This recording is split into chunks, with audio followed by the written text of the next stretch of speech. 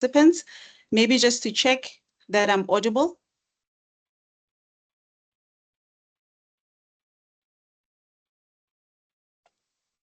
You're audible. I am, okay. So good afternoon, esteemed guests, panelists, and participants. It is my distinct honor to welcome you to today's webinar, Unpacking STEM Careers, Her Voice in Science, focusing on the pivotal roles women play in engineering and planetary and space science technology.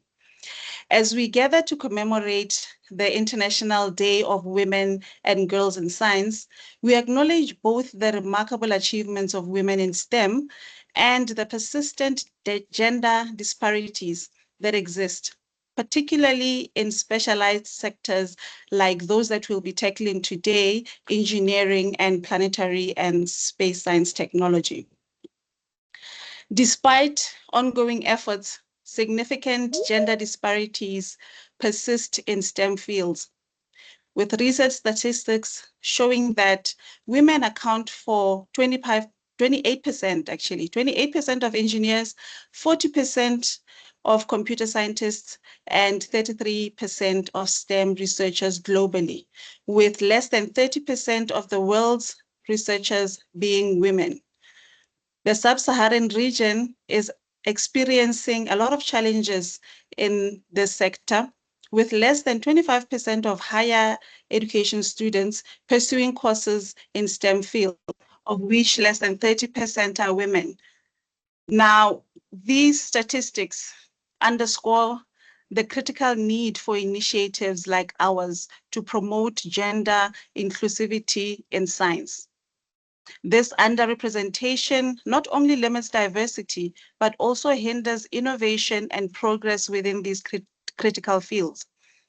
Therefore, in alignment with the UNESCO's 2024 call to action to close the gender gap in science, which emphasizes the importance of mentorship and networking programs for female scientists, today's event aims to elevate the voices of women who have navigated and excelled in these specialized STEM domains.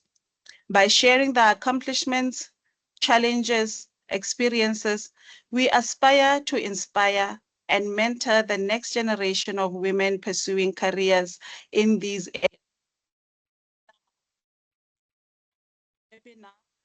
To enhance visibility of career opportunities for women in planetary and space science technology, as well as engineering. We also aim to facilitate direct engagement between young women and successful STEM professionals. Networking and collaboration, we will all agree, is very important. So we aim to foster connections among aspiring scientists, professionals, as well as industry leaders. This webinar is a collaborative effort proudly brought to you by OWSD Botswana Chapter, Botswana Academy of Science, and the FAST4Future project. I will not go into what they do because the facilitator already has touched on that.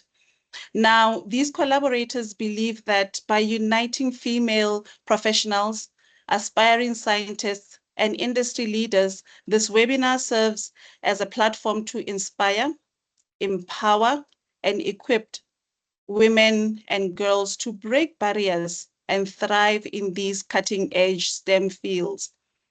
I extend my heartfelt gratitude to our distinguished keynote speaker, Dr. Kushata Ntwaitsile, and our panelists, Ms. Ludo Khabana-Khosi and Dr. Bonang Nkwani, for sharing their insights. And last but certainly not least, our gratitude goes to all participants for joining us in this vital conversation. Together, let's champion a future where women's voices in science are heard, valued, and celebrated. Thank you very much. All right, thank you, Doctor, for that. So I'm sure we're all interested in hearing from our keynote speaker. I'll give her biography and then she can proceed with her presentation. Ladies and gentlemen, it is my pleasure to introduce Dr. Kushata Ntwaitsile, Botswana's first PhD in astrophysics. She earned her doctorate from the University of Hertfordshire in UK. Dr. Ntwaitsile's academic journey began with a BSc in Computer Systems Engineering from the University of Sunderland, followed by an MSc in Computer Science from Botswana International University of Science and Technology. She has contributed to academia as a graduate teaching assistant at BOWSD and as a lab demonstrator at the University of Botswana. Currently, Dr. Ntwaitsile is a software and data processing engineering for Botswana's African Very Long Baseline Interferometry Network, known as the AVN project, leading efforts to establish the country's first radio observatory. Her work exemplifies the fusion of computer science and astronomy, positioning her as a pioneering figure in Botswana's scientific community. So, ladies and gentlemen, please welcome the first of a kind and the first of many, Dr. Ntwaitsile. Thank you so much, Keleto. I don't know if I'm visible and I'm audible. I do have a bit of flu, so pardon me if my voice is not that clear. You have done a really good job in introducing me, more than I could ever do myself. Thank you so much for that. I'll quickly share my screen. Can you see my screen? Yes, Yes, we can. Yeah. Okay, yeah. Like Keleto has already said, my name is Kushata Ntwaitsile, and thank you so much for inviting me so that I can also play my part in unpacking STEM careers and also play a role in making sure our voices as women in science are heard. So thank you very much for this opportunity. So I've been given 10 minutes to do this. I'll try my best to be within the 10 minutes, but if I don't, please bear with me. So yeah, I was given an outline to look into, firstly to share my journey, and also to share on career or educational pathways in space science generally, and then the role of us as women in space science, and then how do we overcome gender barriers that we normally find ourselves faced with in STEM. So I will start off with my journey, which will eventually lead us to that newspaper article that we are seeing on my left there.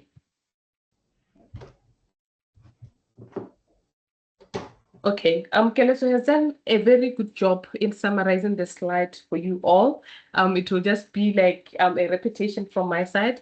So I do have quite an interesting journey, if I may say so, because I did a very huge shift from computer science to astrophysics, which is normally not common, but I think you get to understand where that came from. So like Keleto said, I do have a BSc in Computer Systems Engineering, graduated in 2013. That little image that you see there, I look nothing like that picture now.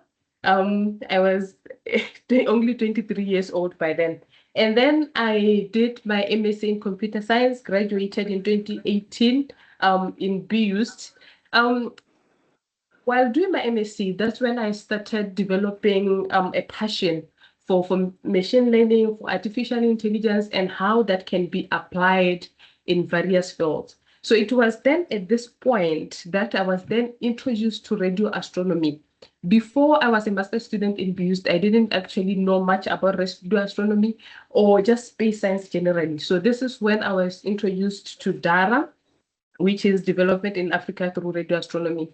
So both Keleto and I went through what was called a basic training, which was kind of introducing us to the concept of radio astronomy. So it was then that I did realize that radio astronomy, just like any other field, they do have this large data set that they eventually will need computer scientists to be able to help them to analyze this data set. So that's actually where I began realizing that, oh, okay, as somebody from computer science, I can actually play a role in space science, particularly in astronomy, through data analysis. So after the basic program that we did, there was then an opportunity to do a PhD in the UK. I then applied for that opportunity, and I got an opportunity to do a PhD in astrophysics at the University of Hertfordshire. So my project was just based on galaxy classification. So like I mentioned, machine learning. So here I was using machine learning to actually classify galaxies. So you can actually see how I was bringing the two fields together. So after I then graduated, which then led to that newspaper article that I told you about. A little backstory is that while doing my PhD, I was not aware that in Botswana we don't have people who have a PhD in astrophysics as Botswana. So I wasn't aware. So I actually only got to learn about it the day before I was to defend my thesis. So I got an email. I was already in Botswana at that time. I got an email from my supervisor to say, do you know if there are any Botswana with a PhD in astronomy? Can you ask around and check? I then checked and I was told, no, there's no one. So if you graduate, you'll actually be the first one. So you can imagine the kind of pressure that I was in at that particular time. Because like I'm saying, this is just the day before I'm set to defend my thesis. So I just went in the next morning, defended my thesis, and successfully I did manage to defend it. And that led me to actually getting this title, which at times I feel like it's heavy for me, but yeah, that's how I got to be where I am. So currently I'm working as a software and data processing engineer, but also doubling up as a scientist for the AVN, which is just a directorate that is tasked with the development of astronomy in Botswana. So we do have flagship projects that we have under this directorate. We have radio astronomy projects, optical astronomy projects. So one of the good days, please do invite us so that we can actually share with you guys on the projects that we have and the work that we actually do here. So, okay, what educational pathways are there in space science? Like I've showed, you can do a bachelor's degree, like what I did. You can do it either in physics. These days, we do have ones that are specialized in astronomy. You can do one in maths, in computer science, in engineering. Because one thing about space science, it's a wide field, so it does require a lot of other subfields to come into place. So you will need somebody from computer science for data analysis. You will need somebody from engineering to actually do the structures that we need for data collection, to do the telescopes, to play a role in satellite technology. So it does need a wide variety of fields. So from a bachelor's degree, you can go on to do a master's degree, which will be a bit more specialized than your bachelor's degree. Once you are done, you can do a PhD, where now you are even more specialized in a particular area.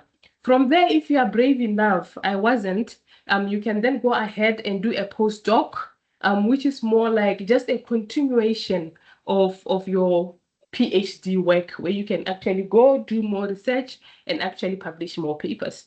You can also do short courses in astronomy, in space science, and also attend workshops. Like I was mentioning, the DARA training that we went through. Still here, if you want to know more information about the DARA training, please do get hold of me after this. I can always share more details about this. And I think FAST4Future as well, they do have other workshops that you can be part of. You can also do online courses. There's the most common one is the National Institute for Theoretical and Computational Sciences. They do have quite a few number of online courses.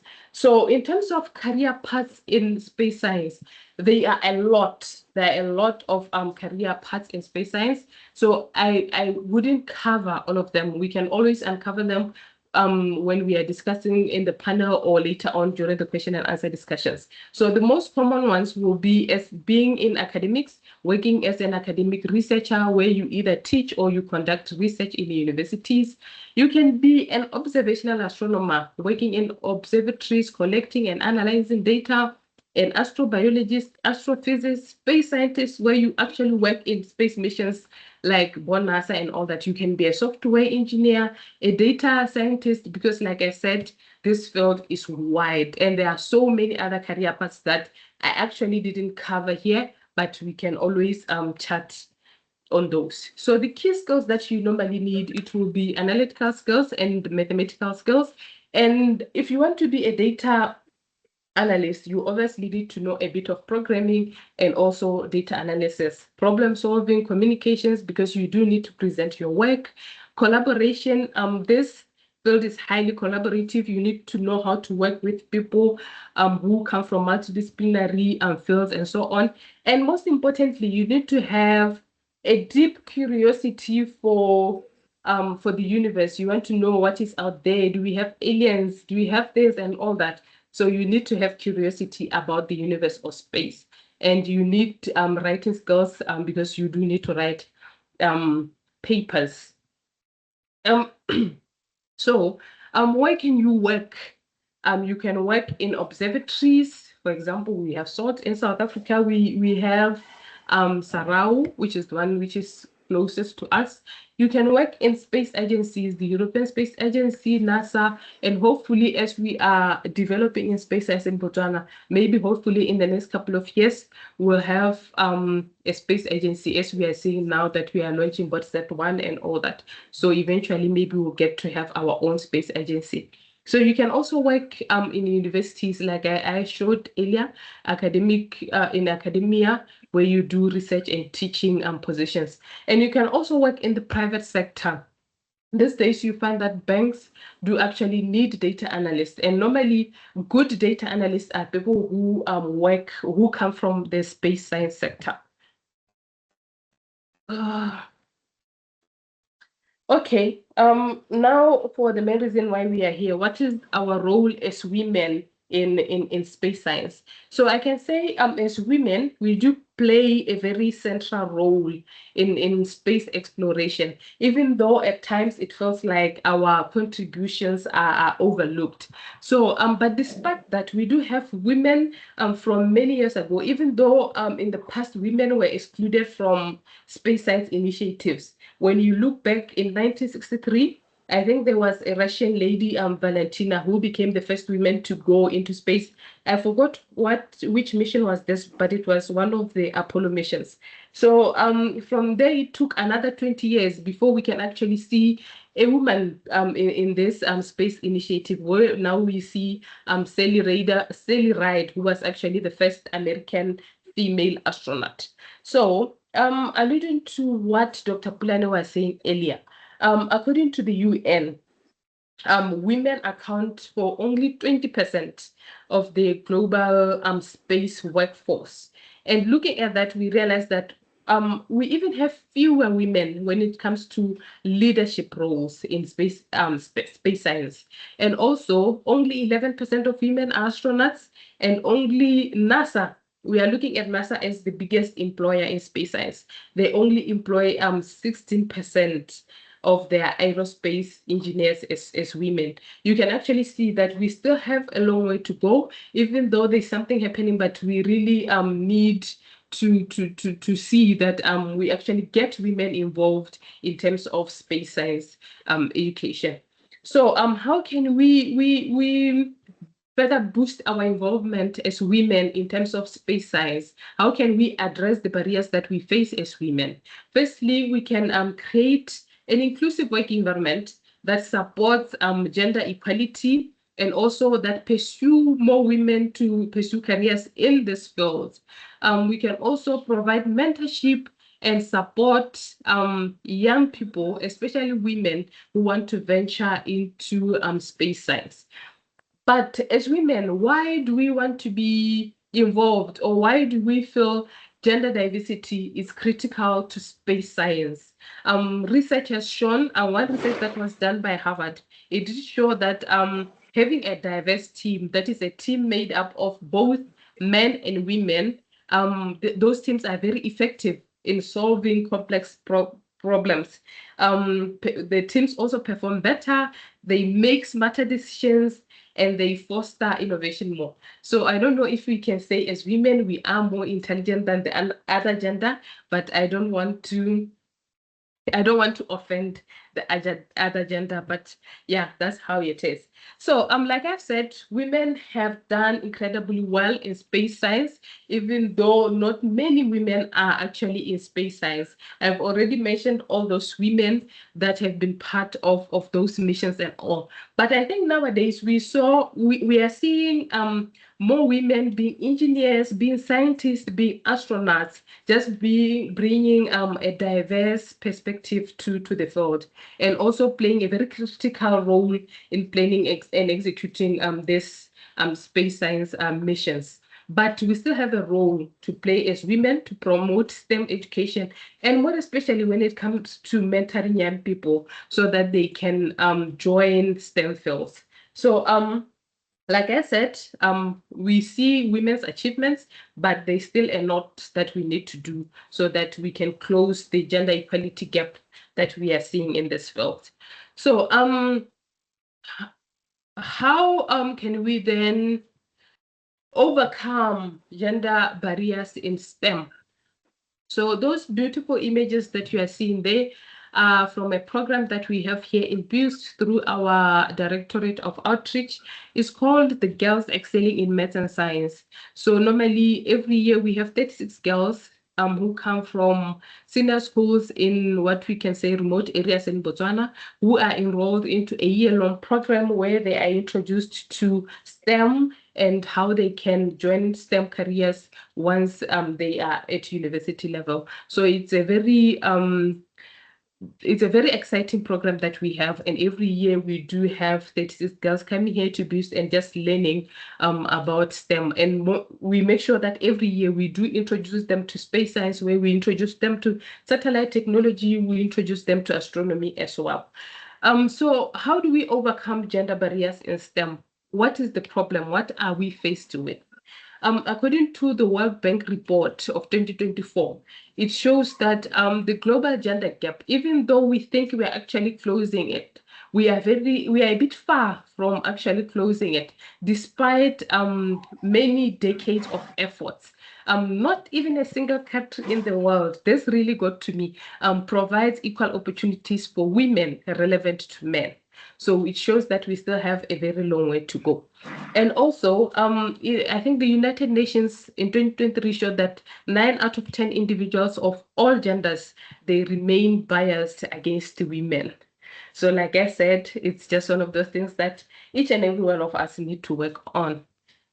So even though we are seeing more women entering higher education, having maybe masters, having PhDs and all that, female attrition rates remain high. That is, women are most likely to leave their roles or their jobs as compared to men.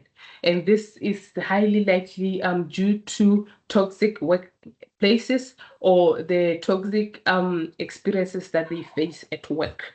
So, like I said, women are still underrepresented in high-level positions, and they also experience a likelihood of being poorly evaluated, criticized, or even demoted. And this is most common in Black women.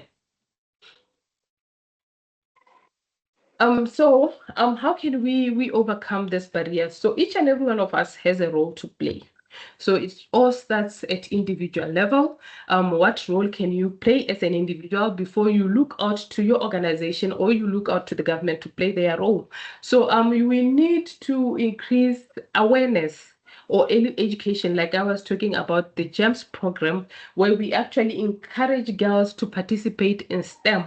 And also, when we are encouraging these girls, we also train their teachers to recognize gender stereotypes. And also we train them so that they can encourage learning environment for female, a positive learning environment for female students. And also what we can do is we can improve our work culture or our academic culture. Include training in gender disparities and also promote anti-harassment policies, and also make sure that in our workplaces there's no gender discrimination. We can also, the most important one that we can do is mentorship and networking, which will link us back to awareness, where we can have mentorship programs, where women who have made it in terms of STEM can actually offer guidance to the young ones who are looking forward to join the STEM fields. We can also advocate for fair policies, making sure that we are all treated equally in the workplaces, and that those policies are transparent and they ensure that women are treated fairly. And I think one most important thing for us as women is we need to advocate for flexibility and work-family balance. Not really only for women, but also for men, because we are raising families, we are raising kids. So we need to have flexible hours or work options so that we are able to also care for our children.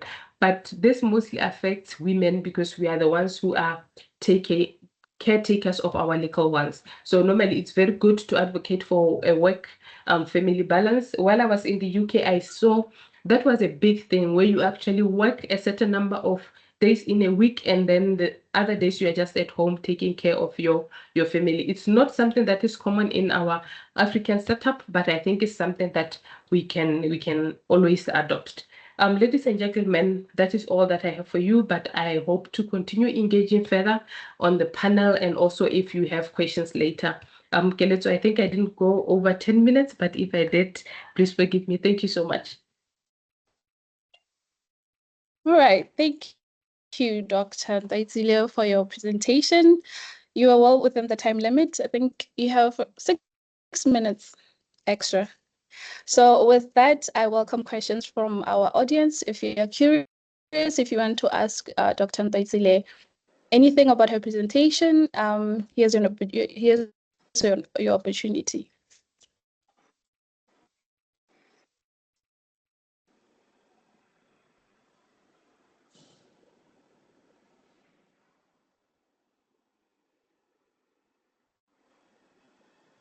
Is there anyone who would like to ask a question?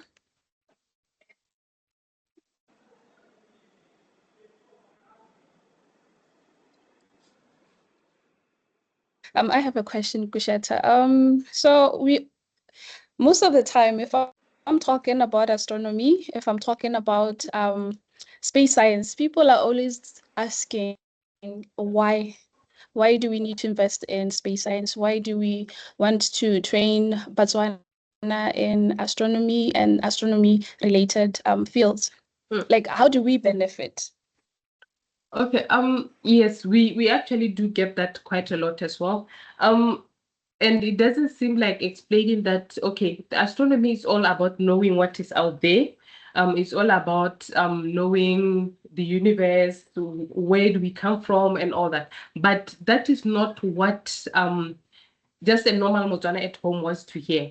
But how we normally explain it is that astronomy generally as a field, it has what we call spin-off benefits. For example, if you look the Wi-Fi technology, it came from astronomy. If you look at the scanners that are used at the airport, they come off as a spin-off from astronomy. So when you look at astronomy as a field, you don't necessarily have to look, it's not all about looking at the stars. Like I was telling you earlier, that you find that many people who work as data analysts in banks are actually people who did astronomy. So you don't really have to look at, okay, it's all about looking at the stars. There are so many things that can actually be benefited from astronomy rather than just looking at the stars. So there are other technologies that can be adopted from astronomy and be used in other fields as compared to just thinking, what do I need to know about the stars and all that? So there are just many benefits that spin off from astronomy as a field. Okay, thank you for that answer. So we have to move on to the next item. I think there's a question from Matodi. Yes. Thank you very much. Doctor, thank you. You will excuse me because I came a little bit late. I think when I joined, you have already advanced with your presentation, but nonetheless, thank you very much for the opportunity. In one of your recommendations, you mentioned looking at policies, designing policies that are all inclusive. And I wanted to know, do you have any specific policy that you think, in your view, is not pro gender equity? So that, I like a situation whereby when we implement, we are focused. We don't start looking around to see what to do, but we are focused. When you talk about policies, is there any specific policy that we can point out so that we can right away start looking at it and see to it that it is inclusive? And then the other one, I think, is not a comment, it's not a question, but a comment to the question that was just asked, which you answered. That I think, like the MC was asking, we happen. I still believe that we are failing to advocate for the value proposition of space science and astronomy in Botswana. Normally, when questions are being posed, I don't think we are creating that value proposition whereby an ordinary Botswana can readily see the benefits. I know there are spin-offs, but we need to dissect this space in such a manner that an ordinary Botswana can really understand and start identifying him or herself with this thing, and also developing interest to get trained in this particular space, and also for the government to start putting investment in, so that, with the government, the critical thing is that what is it that Botswana are going to benefit? Is it going to create employment? Yes. Is it going to put food on the table? Yes. Then this, for the government, in terms of investment, we are always talking about bread and butter issues. So we need to develop a value proposition that is not questionable. Thank you. All right. Thank you for that question and your comments. Kushata, I would like to move the question to the panel discussion. Oh, okay, yeah, that's fine. Will that be okay with you? Yeah, that's fine. Yes. Okay. Matodi, I've seen your hand, and we'll give you an opportunity after or during the panel discussion. Okay. No, I just talked, Madam Chair. Thank you. Okay. I would like to introduce two of our panelists. We have Dr. Ntoitsile, but we also have Dr. Bonang Nkwane, who is a distinguished analytical chemist and a senior lecturer at the University of Botswana. With a PhD in analytical chemistry and bachelor in chemistry engineering, she brings over 2 decades of experience spanning academia, industry, and regulatory sectors. Dr. Nkwane's research focuses on environmental analytical chemistry, particularly developing green chemistry strategies for water purification. Her multifaceted expertise and leadership make her a valuable asset to both the scientific and the broader community. I would also like to welcome Ms. Ludo Gabanakhosi. She is an esteemed geoscientist who is currently serving as the Divisional Geotechnical Engineer at Botswana Diamond Company. She holds an MSc in Engineering Geology and was honored with the Best Research Project Award by the University of Portsmouth in 2022. Ms. Rabanakhosi's extensive experience includes roles such as grade control geologist, resource evaluation geologist, and geotechnical engineer. With expertise in core logging, geological mapping, data analysis, slope stability monitoring, and final wall control blasting. She also excelled in contract management, contributing significantly to advancing geotechnical practices within the mining industry. So I would like to welcome our 2 additional panelists. Yes. So to start off, I would like each of our panelists, we can start with Dr. Nkwane. Please provide us or just tell our audience your journey from when you started up to now.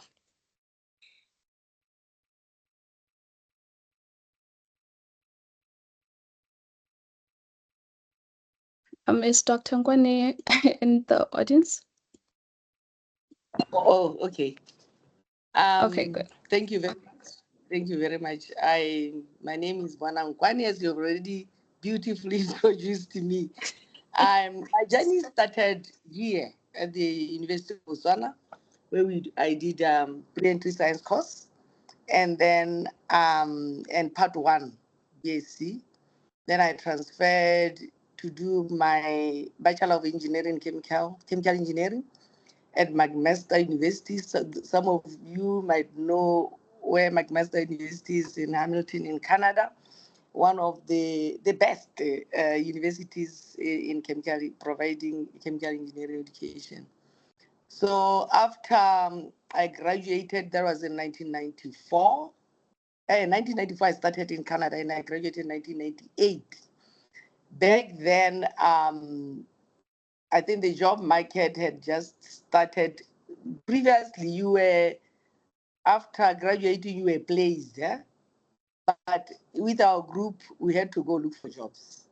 So I remember, because of the education that we got there, where they actually trained you not only as a technical cadre, but also in administrative, in the administration and all. So you graduate having the confidence to go and face the world and go and knock on people's doors. So my first brief job was at Botswana.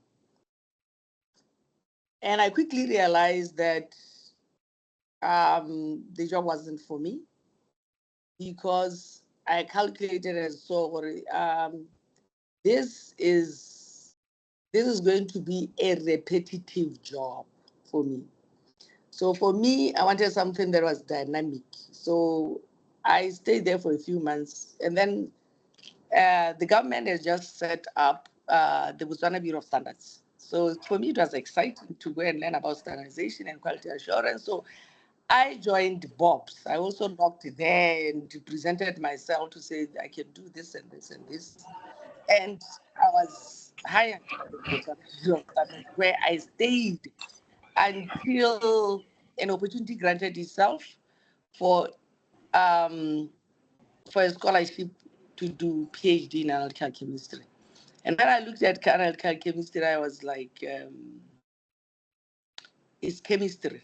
Chemistry is life. Chemistry is related to chemical engineering. It's exciting. So I did analytical chemistry here at the University of Botswana under a scholarship.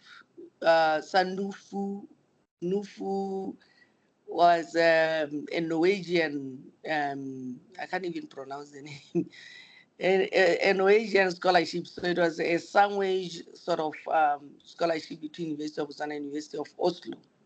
And I graduated in 2006, where I briefly returned to Botswana Bureau of Standard. Then there was Botswana Metal Refinery that was opening in Francistown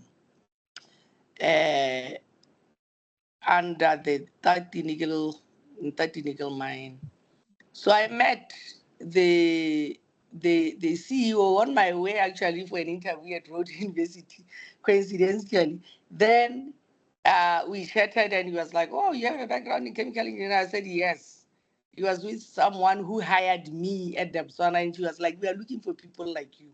So Peter Misweli. So I said, yeah, I was skeptical. Then they followed me up, and I was like, but I'm no longer the chemical engineer that you think I am when the HR manager. Now this is what I can do. So I told them that for me, I have analytical chemistry. I'm interested in research. And I presented to them what my position could be.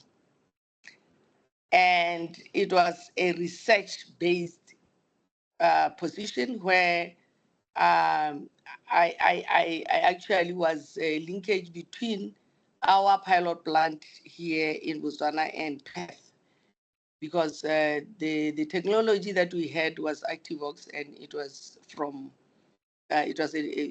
Australia. So that's where I worked briefly. I think in less than 2 years, the government decided to close Botswana Metal Refinery, and I applied. The first job that I applied for actually was here at the University of Botswana. That was the first job that I actually applied for, and I got the job, and here I am since 2009. I have been here and teaching and doing research. And he has already mentioned, my research is basically based on green chemistry, trying to come up with methodologies or whatever for water purification. So that's me. That's my journey. All right. That's far. Okay, thank you for that. It's very interesting. I'd like to welcome Ms. Habanakosi to give us just a brief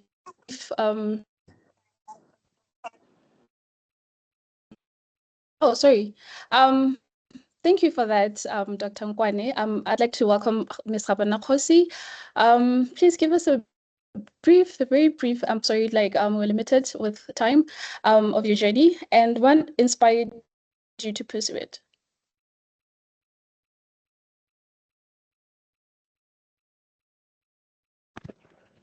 Thank you, Kelezo. Like mentioned, my name is Ludo Habanakosi. I'm a divisional geotech engineer. So it's been 20 years since I graduated from the University of Botswana. BSc Geology General. I was doing geology and environmental science. I hope some people in here are doing geology. So yeah, it's been 20 years, and I think my journey is one of those conventional ones. It's not really extraordinary. It will settle some of you here. So I'm not in the academic field. I'm in the mining industry. I completed, like I said, in 2005, and then I was fortunate enough to find a job. I was also not placed. I did look around for a job, and eventually one of the owner of the companies around Botswana. So it fit to hire me. I was with the other friend of mine back then. He's now a geotechnical engineering manager in Botswana as well. So we started there, and then we moved on. I moved on to Mopani Gold Mine as a graduate trainee, and then I went to Tatiniko. Maybe Nkwane has had a view of me. I don't know. Back then, it was in 2006 and 2007. I completed, went to Botswana, and then I found a home in Botswana. It's been 17 years with Botswana as a geotechnical engineer. So it's not really foreign. A geotechnical engineer, it's like I said, it's sort of a type of a geologist job and slash civil engineering. So what we do is we investigate the rocks or the soil where our building or a structure is gonna be, trying to understand how it will behave under different conditions. I mean, stress conditions, if it's stressed under certain weight, or if it has water, how will it behave? Trying to mimic what the environment will be or could be when that structure that we are trying to build is going to be. So that's what we do. So our job really involves a lot of data collection, because you cannot maybe come to a conclusion without properly collecting information. So what we do, we collect we correct data using maybe standards to help us come to a conclusion of what could be happening in the area. So basically, that's me. Yeah. All right, thank you for that. Kushet, would you like to address the policy question that was asked earlier? You're muted. I'm sorry about that. I'm realizing now. I wouldn't say like there's a specific policy that I have in mind that I want us to actually talk about. But for example, let's look at how students are admitted in schools. Like I'll give an example with BOOST where I am, where in engineering courses you actually find you have maybe one female student in a class of around 50 students. So some of those things that we see like that, what can be done? What can we do?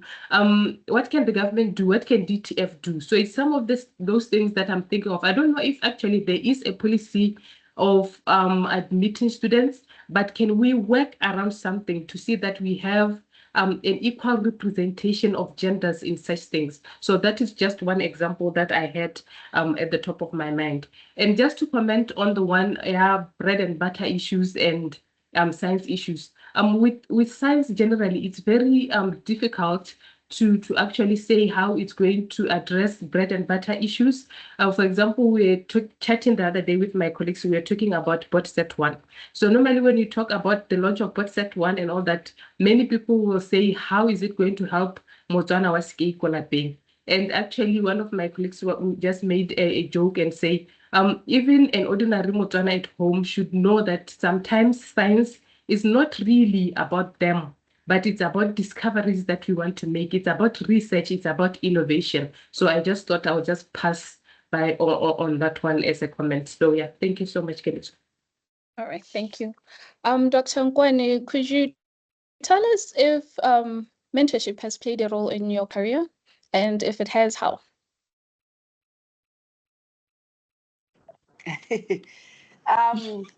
Yeah, I think it has in a way, but I'm not sure from whether, you know, when we were here. No, let me just start from secondary school, or we had very good. During my time, we had very good um, science teachers that we aspired to be like them. For example, I can mention my chemistry teacher. Probably he has a very big contribution towards me choosing a line, a career in a chemistry related field, because he made it very fun and we passed it so much. So that is my first mentor, without necessarily being formal mentorship, but he was. Even when I got here at the University of Botswana, my favorite teacher was a chemistry teacher. He actually encouraged us so well, Dr. Damba. May his, Dr. Damba would call you to your office, to his office. He would discuss things with you. He used to say that I would even query marks, even if it's 1 mark, when I get what 80 something. So he really did inspire me a lot as well. So those are my major, main mentors when it comes to chemistry. Yes, it was informal, and I think probably can do more, maybe to try to formalize such things. But yes, thank you. Okay. Yes, Ms. Khabana, how do you envision STEM in the future for Botswana? And currently, what would you like to change? We can hear you. Yes, I had forgotten that my mic was up. Thank you for the question. I think STEM fields are, are good for both men and women.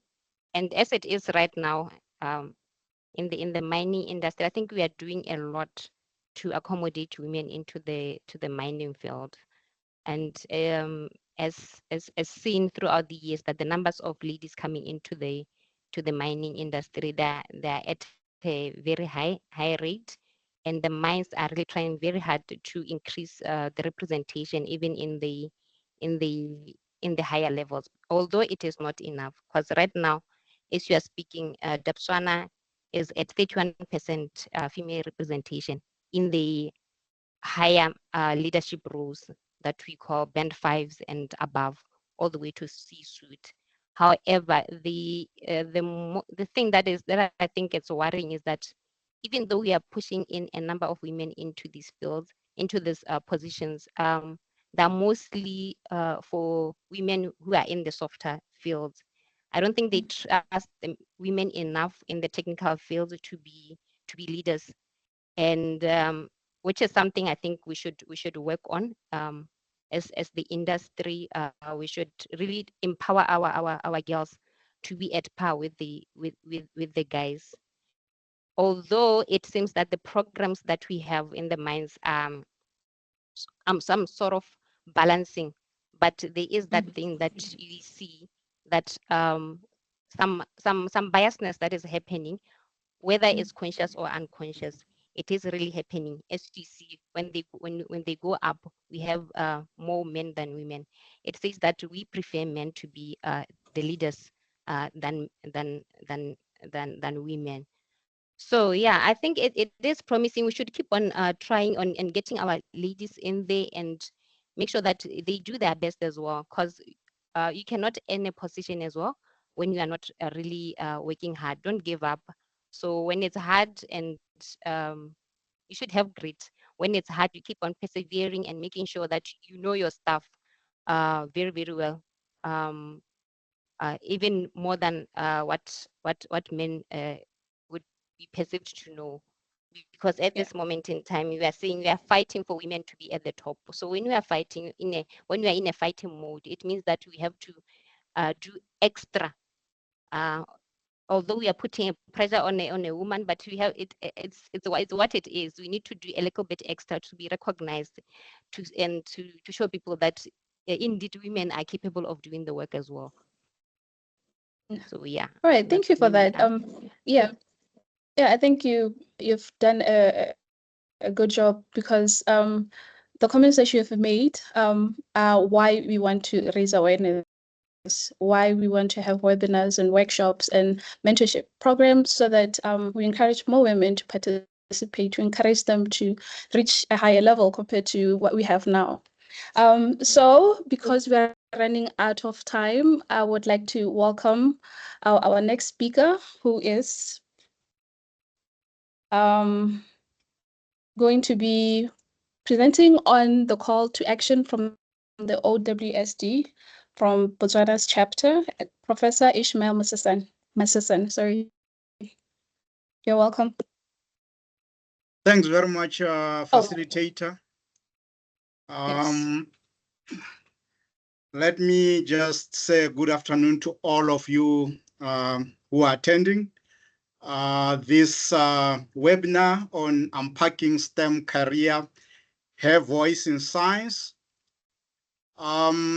On behalf of the Botswana Academy of Science, let me first extend my sincere gratitude to the organizers of the webinar for inviting me to participate. I would like to specially recognize the FAST4Future project in planetary space science and technology, since this is, to my knowledge, the first time they collaborate with OWSD Botswana.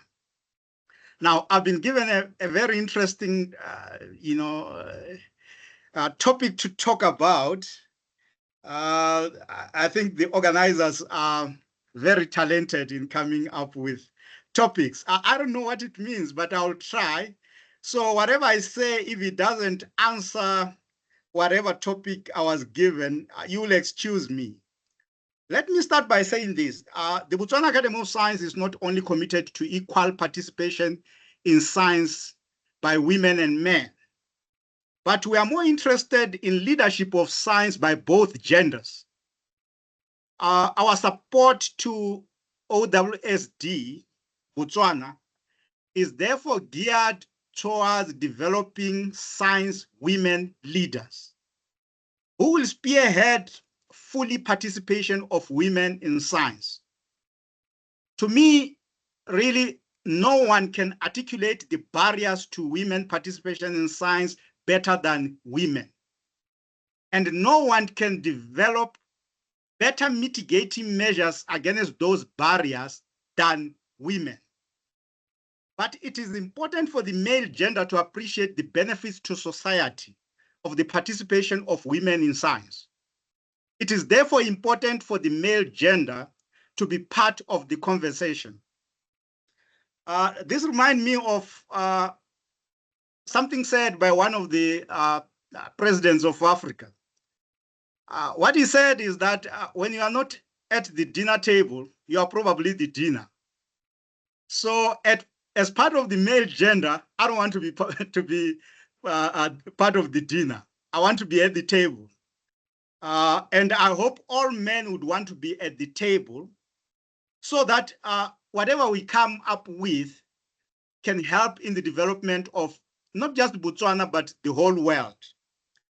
Now, OWSD Botswana, in partnership with the Botswana Academy of Science and other like-minded stakeholders, has done a very good job in making participation of women in science a topical issue. To me, awareness is a good thing, but we need measurable targets so that we can see whether we are moving or we are just stagnant. And those measurable targets will motivate us to continue with the struggle. And secondly, they will predict when we can achieve gender equality in science. There are a lot of things we can do. And I would say we can start by simply collecting data of women professors in the academic setup and monitor that over the years to see whether there's any change. Because it's important to have leaders, really, so that those who are coming from behind, they can see some and say, okay, I can see a woman doing things. I can see a woman being a professor. And then they will be inspired to be a professor. We can collect data on women in leadership positions in science-based companies and organizations such as B3, BMC, BVI, mines, power stations, NADI, and many others which we know in this country. And going forward, we can flash this data every year when we have webinars like this so that we, as I said, motivate ourselves and measure progress or lack of so that we can mitigate. Because sometimes when you do awareness and there's nothing measurable, you kind of not know whether you are moving or you are stagnant or you are going back. But it's always important to know which direction you are moving. Let me end by saying this. Science must be fun to the practitioner, female or male. For it to be fun, there must be a question the practitioner wants to answer or a problem that needs a solution. Now, I bet you can all deduce that from my submission. Fun is not always easy and washy-washy. Fun can be difficult. But if there is fun, you'll be motivated to do more even if it is difficult. So science must be fun. But we all need a push factor. And the push factor can be fun. The fun can be a push factor to keep us going whenever the chips are down. Finding answers to questions or solution to problems is a multidisciplinary endeavor. And collaboration is therefore part and parcel of science.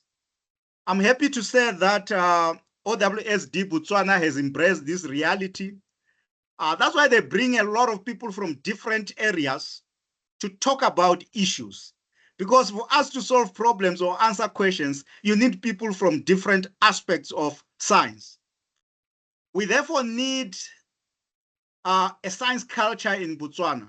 I'm always worried that we don't have a science culture in Botswana.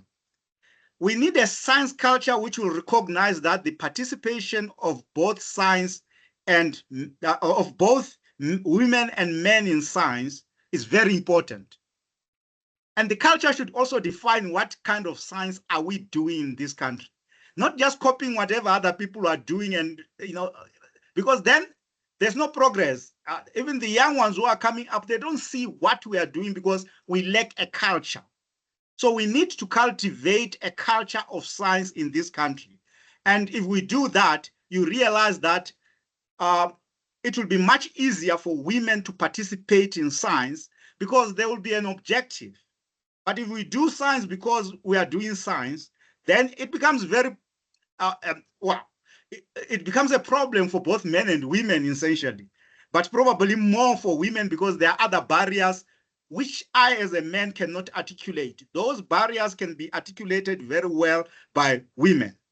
I think with that, facilitator, let me thank you for your indulgence and thank the participants for their audience. Good afternoon.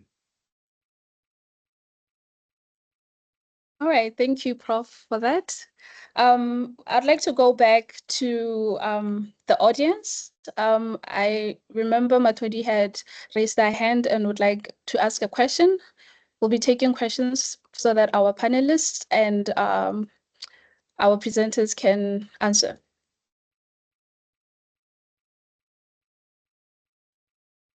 Matodi?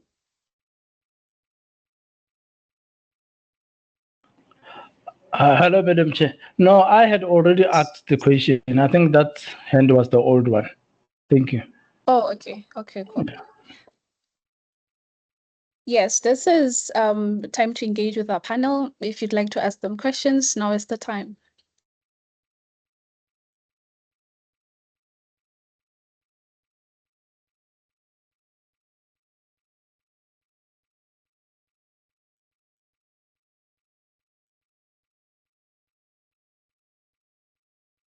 While we wait for question, yes?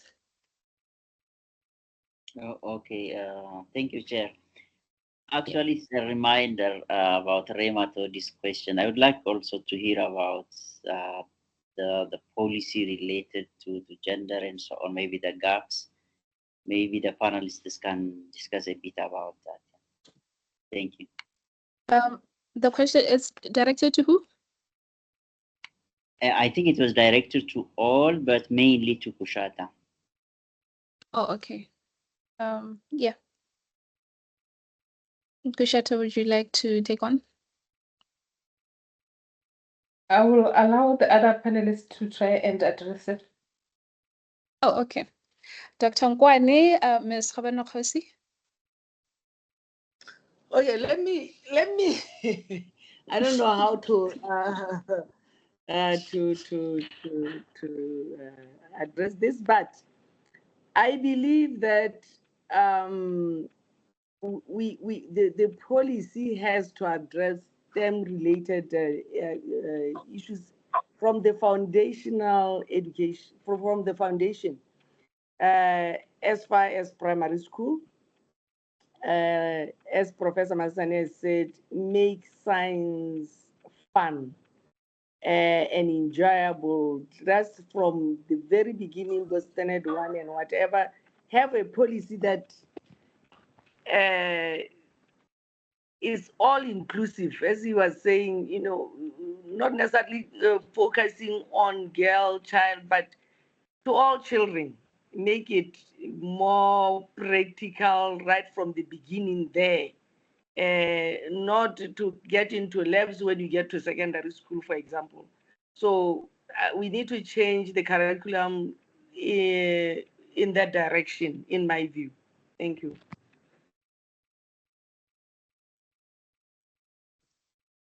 All right, thank you for that. Is there anyone else interested in asking a question? Hi, Keleto. Yes. Can I chip in? Yes. I actually didn't see that it's Rematodi who was asking the question. Rematodi is from Ministry of Communication and Innovation. What I would rather ask him is that them as a ministry that normally deals with projects that are innovation, currently with where they are, do they feel that their projects, do they cover the girl child and do they cover women? And regarding to the research projects that they have as well as a ministry, do they like normally, they do have a research fund, I think. Do they normally have, do they say like, from this portion that we have, the research fund, we have this much dedicated to projects by men, by women rather, or by the girl child? Well, I think it starts with the little things. Before we can actually look at bigger policies that are done by the government, us where we are in the organizations where we are sitting, what are we doing to address these barriers that we are currently faced with? Thank you. Okay. All right. Mr. Matodi? Thank you very much for the question. Currently, I would say from our ministry perspective, we don't have a policy which is very specific in terms of having the metrics that we can measure. But the current policy on research, science, technology, and innovation has got a thrust that talks to capacity building or support for the vulnerable groups, including women and girls. So yes, this is something that we take into consideration, and the research fund is still developing. We are still starting, and from the recent call that we made and the recent project that we are currently supporting, we are very intentional in terms of including a requirement for inclusion of female researchers in any project or any proposal that will be submitted to us. That was a way of trying to promote gender equity, ensuring that in any project or any proposal that is submitted and funded the ministry, there's at least a female researcher in the research team. So I think going forward, we'll have a lot of initiatives where the issue of women is taken into consideration, and we are currently also developing a Botswana chapter for women in science and engineering under the SADC WISETO charter. So that is a way of trying to ensure that in future we try to address the issues of gender equity and inclusivity. Thank you. All right, thank you for that. We had a raised hand from Alicia Masuku. You can ask. Thank you for the opportunity, and thank you also to our guests who have shared their experience. We are so inspired as well. So I am a completing student in the University of Botswana, and I just wanted to ask as to how was the transition for them from university now going into the workspace, and what advice can they possibly give to us? How does one get to put themselves out there so that we can be recognized? I think they did also mention that they had to knock on so many doors and finally one opened. So what advice would they give to a student who's just about to complete their degree and now they have to transition and go into the workspace? Thank you. All right, thank you for that question, Masuku. Is there anyone who would like to take on that question? Ms. Khabanakosi? All right, no, thank you so much. Can you hear me? Yes. Yes, I think the advice that I can give to her is that you should be as open as possible. Look for opportunities everywhere, including in the social media space. I mean, there are jobs not only in Botswana, there are also jobs out there. So look out for that. Look out for that. And then also when there are opportunities for networking, like when there are conferences and the like, make sure that you attend those, and not only attend, but to be sort of visible and show the people who are sort of maybe decision makers or something like that in those conferences that you are there and you are able to perform. The transition from being a student to being a worker, I would say that within the advanced industries, what they do is they would have programs tailor-made for graduate trainees so that they can easily assimilate into the environment. And those programs, they're not only for looking at a girl child or a young man. So they're just programs that talk to both sexes. So what you do is you have to be able to take on the jobs as they are laid down for you. And then the other thing is that having a mentor really, really helps. A mentor that understands your field and where you are going. And then that mentor, what they should do is they should help you to be accountable for the things that you have, the goals that you have set for yourself to meet by a certain time. So make sure that you have a mentor that really cares about you and that will help you to achieve your goals. And then also the mentor's role, Ghana, is not really to do what you are supposed to do. They have to like guide you into being whatever you set yourself to be. So then the most of the time, people who come into the industry, they expect the mentors to progress their programs for them. So just get it in your head that the program is about you. You progress your own career, and then by the help of the mentor, then you can go up and put in the work yourself. If you don't put in the work, sometimes you are overlooked, and be in yeah, just like presenting and putting yourself up out there, present, write a lot of material that showcase your work, and then you'll be recognized. Before you know it, you'll be going up the ladder. So yeah, that's all I can share with you. Thank you. All right. I hope that answers your question. We have another hand from Dr. Talamitsi.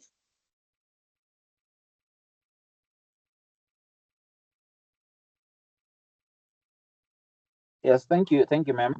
I hope I'm audible. Yes. Let me appreciate panelists. Let me appreciate the resource persons. We have spoken already. Mine is a question to possibly all, including Ramatlodi as well. Science is fun. We need to have fun when doing our sciences. Science is fun. But most importantly, then my question will be: as we're having fun, who do we expect to fund us? We're in a situation whereby we raise topics like women in science, but sometimes I wish we would have topics like women in science and entrepreneurship, because the issue of bread and butter cannot be divorced from such, especially for us as a growing economy, as Africa as it is. We should be having fun to a point whereby from that fun we can make, or we can derive funds, or we can make funds that are able to be reiterated back in the system for promotion of science itself. So I would here challenge the panelists, challenge everyone who's here to say, as we enjoy our science, let's also bring in the entrepreneurship aspect of things. Let us be doing things that are bread and butter linked. You cannot divorce it from science. We've seen Botswana being launched, and there are a lot of questions around that. What Ramatlodi cannot answer. The business case for that, is it just for fun? Is it just for prestige? Or is there evident entrepreneurial benefits? We are looking for jobs at the end of the day. This is taxpayers' money, especially in our case, as funders now withdraw, we'll find ourselves as government funding them. But as much as they will not just fund our fun, they would want to fund fun with a purpose. So as we do this, as we go into this as women, as mothers, we have kids to feed. As we have fun with science, let's also be thinking fun, science fun with entrepreneurial results, job creations for ourselves and others. So this is more of a comment more than a question, really. I don't expect anybody to answer it here. It's just to say, as we suggest future topics for women in science, let's also bring in the element of entrepreneurship. You can see what is happening, cuts all over, funders are now disappearing. That's throwing it to a face to say, no, you need to fund yourself. So we can't run away from entrepreneurship. We need to have value for money. We need to have returns on our investments that are evident, even though we are having fun in the process. Thank you very much.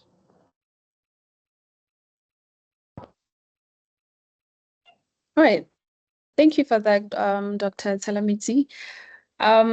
So we're almost close to ending our event. So we wanted to take a picture of our wonderful audience. So if you do not mind to switch on your video, then we can screenshot everyone.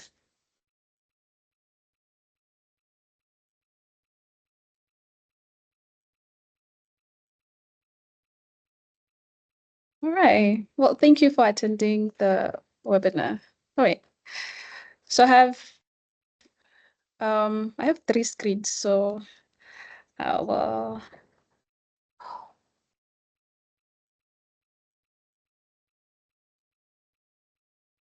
right, cheese. And then cheese. Right. Thank you. Thank you. Our last item in our program today, we have closing remarks by FAST4Future Dr. Stephanie Enslin from Wits University. Please welcome Dr. Enslin. Hello, everyone. I must apologize. I try to get my daughter to go outside and she's in the room with me, so she might make a noise. No, she's going out now. So hi, everybody. Well done for being in the seminar on a Friday afternoon. Thank you so much for letting me be here to do the closing remarks. I must admit I missed some of it because we're actually at my mother-in-law's birthday party. But thank you, Dr. Pulani, for inviting me. We met in Zambia over around FAST4Future. So for anyone who doesn't know, it's about building up space science in Africa. And I must admit, when I went to the event, I think I would have hated it if it hadn't been for Dr. Pulani, because I think we were one of the only 2 females there. And I had to stand up and give some words. And I said to everyone, have you watched the Barbie movie? And I think she was the only one in the audience who laughed at me. And so I've got some more homework for everyone to do this weekend. I need you all to go watch the Wicked movie if you haven't watched it yet, because I've realized I have struggled quite a bit in science. I many times have said, I'm going to leave because I'm not good enough. I really don't deserve to be here. And I've realized it's because I'm basing my worth on what men often think is a good scientist or is how to be successful. And in my mind, I've realized, at least for me, success is very different from me. It's not a lot of achievements, mainly because I've got 2 kids. I don't have time to do a lot of it, but it's really about the relationships. It's about helping other people. And so I've also had to learn that I'm a good scientist and I'm worth being here in that respect. And so I just wanted to encourage anybody who's attending today who might be struggling with their worth to just know that congratulations for being here. You're all doing an amazing job. We've seen with FAST4Future and PAPSON that the number of female students in the university levels, we did a survey, well, we looked at some of the data, is really not bad. Africa is doing a good job. But I think it's retention of women that is often a problem as well. And it's up to all of us in this group. If we are there, younger people will see the woman in science and they will want to stick around. So it's a challenge to me to go, I'm allowed to be here. I'm worth being here. I'm a successful scientist, even if I often don't feel like it, but to start measuring my success by different levels. So I'm sorry if that's completely different from anything that's being spoken about, but yeah, we need to stop measuring ourselves by men's success and measure them by our female success. So that this is my other daughter, Elizabeth, over here, who's 8. She will stay in science rather than saying, actually, this is a boys' thing. I'm too scared to be here. Okay, so thank you everyone for joining. Please go check out the FAST4Future LinkedIn page so you can see some of the amazing stuff that so many of our female scientists are doing. But well done to everyone for setting up such a wonderful event, and thank you that I could be part of it. All right, thank you. And go do your homework and go watch the movie. Oh, sorry, I don't think I tied in the movie. So if you haven't seen the movie, it's about 2 witches, Glinda and Elphaba. But the most beautiful thing has been to see the 2 actresses, how they've done interviews together. They haven't been in competition. They've been supporting each other and building each other up. And I think that's what is important to women. We don't really like breaking down, even though that's often the attitude in science. So we want to build each other up. So that's why you have to go do the homework, to encourage you guys to all help build each other up as you're doing today. But thank you. Have a good weekend. All right. Thank you for that. That's the end of our event for today. Thank you all for attending. I think we had a great audience. So I'm not sure if the recording will be available, but if it is and you registered for this event, it will be provided. I will also